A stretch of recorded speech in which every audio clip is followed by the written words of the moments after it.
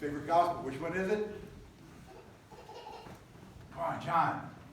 It's an exciting one today, especially because he tells us how you and I are beloved by God. You probably didn't catch that as you went through it. John's gospel. Always look for what? Signs, symbols, numbers, and even names sometimes. So today we want to explore some of that. By the way, the bishop said in order to help cut down the amount of time we spend together too intimately, he said we can cut down the sermon a good bit. That's not going to happen. You can cut out the music. That's not going to happen. So if you can't be here, don't be here. But we look at this gospel today and think about the encounter with the woman. So many ways you can tell that story. The main one I want to look at today is how this gospel, John's writing, looks so much like another story that he told us. And remember, John is all about, he's called the beloved. He's all about love. He's the beloved. God is love, and who abides in love abides in God. So John's all about love. So whether you look at the beginning of the gospel, through his letters, and into the book of Revelation, it's all about love. It's all about the wedding feast of the Lamb. So that becomes his outline, if you will, for much of what he does. So we looked at the first sign, the first miracle, a couple weeks ago was what? The wedding feast of Cana. And so look at those similarities. The wedding feast of Cana, what did we see? We saw this wedding, of course, and the great miracle was 6 stone water jars filled with water, and what happened? They were turned to wine. And they made the comment, this is the best. You save the best for last. Why? Because Jesus is the 7th one. 6 is always incomplete. 7 is perfect. 7 is heaven. And so we look at Christ as being the perfect wine, and that will be offered on the cross.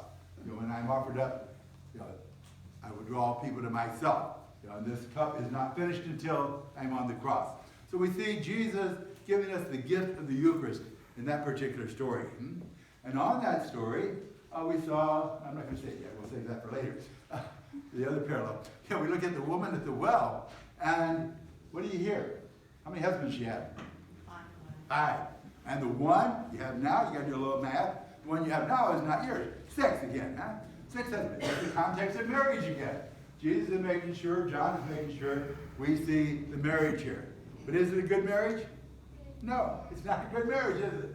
6 of them, and none of them are really marriages. She doesn't know what that is. So, where's the 7th again? Jesus is the 7th one. But now instead of wine becoming blood, what do we see today? Water. Water. Living water.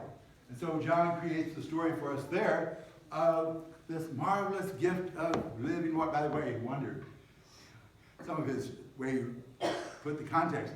Do you notice the story of the wedding feast? The apostles were all there with him. What happens this time? He made sure they got rid of all of them. They're not there. And there's a reason for that too. It's almost like this story should have really been before the story of the wedding feast, but it's not. So we find the story of the apostles all being sent away, and she says something else that ought to catch your attention. Where's your bucket? Now, remember the story going up on the mountain last week? Here, at the end of the day, Jesus got the power to go up on the mountain. The apostles didn't. Now Jesus is the one tired of staying behind, and the apostles got to go after the food. You think they brought a bucket back with them? Probably not, because that's not the story. So we find Jesus addressing this woman about the living water, and this woman who had had 6 men in her life. By the way, did you notice it also? She said, everything I ever did. And she kind of frames her whole life around that. That's all she's done. And what it means is she's been her whole life seeking false gods. She never found God himself. So she finds him now. And he's told her about that. So we got the story of living water. And living water is what? Baptism. You and I were baptized into Christ. So John makes sure that these 2 sacraments, baptism and Eucharist, are clear in the eyes of the early Christians. And we'll see it again. John 3:3. Unless you're born again of water and the Holy Spirit, you will not enter the kingdom. John 6:6. Unless you eat the flesh of the Son of Man and drink his blood, you will not have life. And so those 2 sacraments are framed again and again and again in John until the end of his life. And what? When he's on the cross, his side is pierced, and out flies blood and water. There's 2 sacraments all the way through that gospel. Now, the other word, should pay attention to, we want to bring in here. What's the key word in the wedding feast of Cana? Used at the wedding feast and used again from the cross. Woman. Woman. We talked about that back then. Woman is a sign that this is the new Eve. The new Eve. And so we have woman involved. And from the cross, Jesus says, woman, behold your son. The wedding feast has taken place. The wedding of the Lamb. And she is already bearing new life. Children. What did you see today? How many times, did you count it? You probably didn't, that's a lot. How many times was the word woman used in this gospel today? Any guess? 6. 12 times. 12 times, that's hard to believe. How can you put that word in there so many times in such a short distance? I mean, if you're going to talk about that many times, why don't you use her name? I'd hate to be her later on reading the story and just like, he spent all that time with me and he doesn't use my name, but yet he encounters a tax collector or somebody one time and he uses their name because it's about the woman. It's the woman again. Only 12 represents what? Full house. God is called, and remember with John, he'll look at 12 times 12, 144, 1,000. So 12 is to say that there is a full complement of pagans, full complement of the Gentiles. That's you and I. That's the good news today, is that God's house will be full, and that you and I are really part of that. We're invited into that. And with this, again, the same story. Woman, beginning, woman on the cross, bears a son. What happens with this woman, who represents now the Gentiles? She goes into town and says they all come.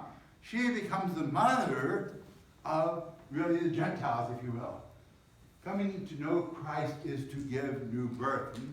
And John makes sure we caught that by finishing the gospel today with Jesus talking about evangelization, talking about how we are called to bring in the harvest. So it's intimately connected, giving new life to the fact that we are Christians, that we are followers of Christ. So today the good news is for you and I is all these others are false gods. 6 is always incomplete. You and I probably have been guilty of seeking happiness, fullness of life in false gods. So he says, forget those. They're not going to give joy, happiness. You have to find it only in Christ.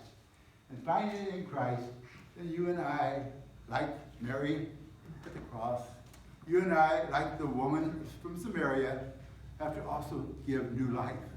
We have to be a people who desire and seek others to come to know Christ. The wedding feast of the Lamb gives life. Let us be a part of that.